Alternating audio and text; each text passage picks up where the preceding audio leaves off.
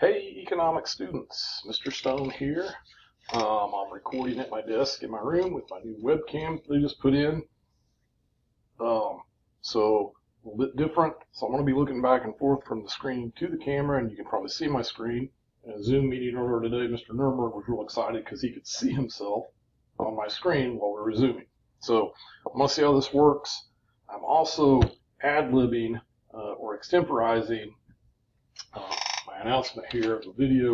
This is just a quick overview of the economics course. Those of you that are in the Monday, Tuesday sections, I did a little bit of this with you Tuesday. I'm recording Wednesday afternoon, so yesterday afternoon. The rest of you I will get to meet tomorrow. But I just want to give you a quick overview of what the course is about and what's involved. So with economics, it's a little more straightforward. I talked about the syllabus in general and an announcement that I made for all the classes and procedures for my classes and all those things. So this is more focused just on content. And probably the quick thing I would say about economics is don't panic. A lot of people hear economics, and a lot of students think, oh, I'm in an economics course. That's awful. I hear horrible things about economics, and that's not true. And you guys do economics every day and don't even know it. And I keep things simple and basic, really quick. In short, what economics is the study of decision making. And you guys do that all the time, and that's why it's an important topic to know. A lot of people think of always do an activity early in the class under normal conditions where students work together and brainstorm a list of terms and phrases that they connect to economics, and they come up with things like the stock market, prices, and banks, and maybe the Federal Reserve, and interest rates, and loans, and all those things do. And when you hear people talk about economics, those are things that definitely come up. And the big reason, though, that that is what is so commonly related to economics and what economists spend so much time looking at is because that's money and financial issues are one of the areas where we make some of the most significant decisions in our lives. But ultimately, it boils down to how we make decisions about the resources that we have available to us, which are limited. You'll learn more about that here in the next couple of lessons. So that's really what the course is. And I do try to keep it relatively simple. I kind of view it as a sampler of what economics is about.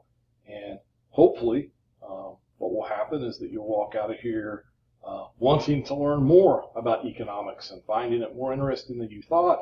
And if that's the case, hopefully it is, you'll say, hey, I think I'd like to take a college-level economics course where you can get into some really technical things and aspects related to economics, like supply and demand curves and equilibrium price and price floors and price ceilings and all of those kinds of things, which are really pretty interesting when you get into it. But it's all around you. It's in the world you live in, and it's important stuff to know. Obviously, I'm biased because I teach it. It's part of social studies, which I love. One thing that I would emphasize to you is that I make a lot of connections to government, and economics and government really go hand in hand. And those of you that have me for Living Law or have had me for Living Law know my rant about the fact that I'm very frustrated that Liberty and Law is not a full credit course. And so one of the things we try to do is put all of our students into both Liberty and Law and economics, because I can support a lot of what I can't get covered in Liberty and Law through economics. And I'll probably touch on that and talk a bit more about that as we move through the semester. But they really go hand in hand quite a bit. So at times you may be like, Mr. Stone, this isn't Liberty and Law class again, but they're very, very closely connected. And so there will be a lot of overlap. Another thing to note about the class is that it is a half-credit elective social studies for Springfield schools.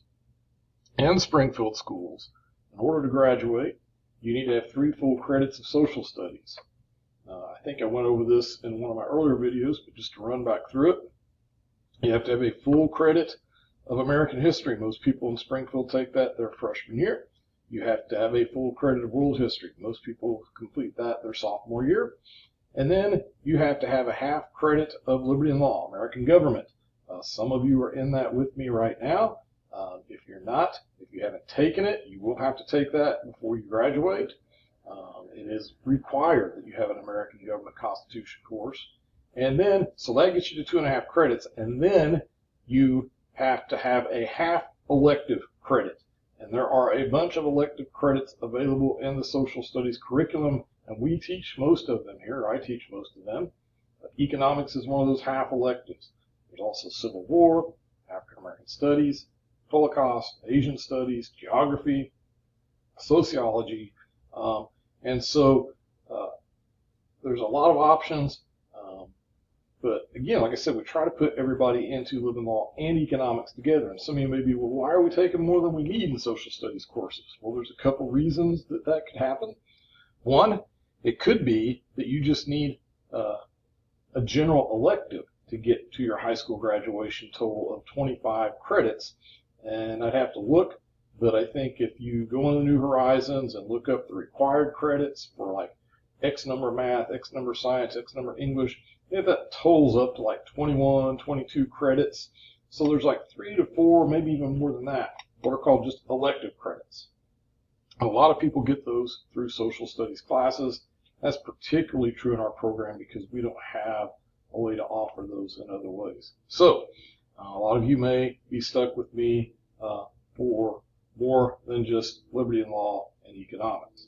And that's not to say everybody has economics, but most people do. So many of you will be stuck with me for more reasons than that. Another reason you might be in here, especially as you move forward in the program, probably doesn't apply quite as much this semester for juniors, is that if you're in really good credit shape, good shape credit-wise, in order to take college classes for free as a middle college student, you have to be enrolled in at least one high school class. So from time to time, I have high school students that are in my classes because they just need a high school class somewhere in their schedule to be a high school student so they can qualify to get their college classes for free. And so they stick you with me. That's not very nice of them to torture you that way, but they do. A lot of times it's just because of what works in your schedule. So a lot of reasons that why you may end up being in my class. In the class, again, as I said with my syllabus, when I talked about that earlier, it's pretty standard, pretty straightforward.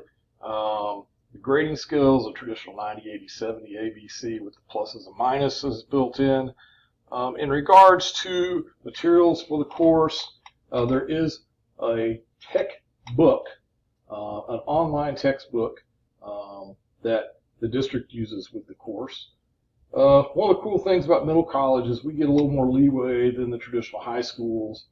And I do use that textbook some. It's a TCI Alive textbook on economics.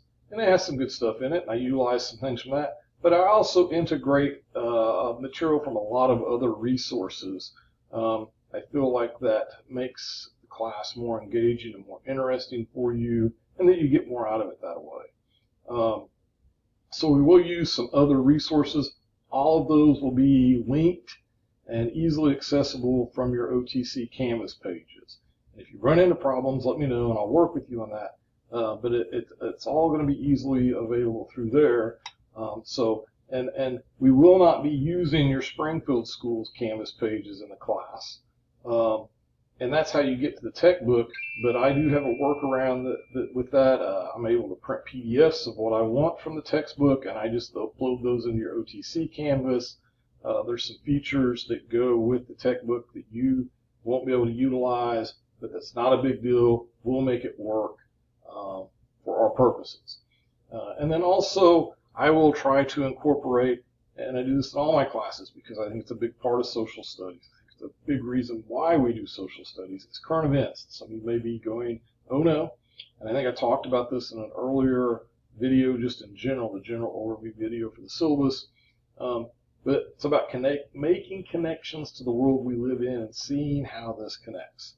So I will try to incorporate current events into the course quite a bit as well, and we'll do some activities with that. Some of them very intentional, specific current event assignments, some of them more indirect. So that's something to be aware of as well. If you look at the course outline under the major instructional goals, it gives you an overview. To be real honest, we're not going to get through all of that. It's just a ton of stuff, and we'll break it down. And as with all my classes, everything will be on Canvas. So I'm just scrolling through the syllabus to see if there are things specific to this class that I've missed. I'm not seeing anything that jumps out at me.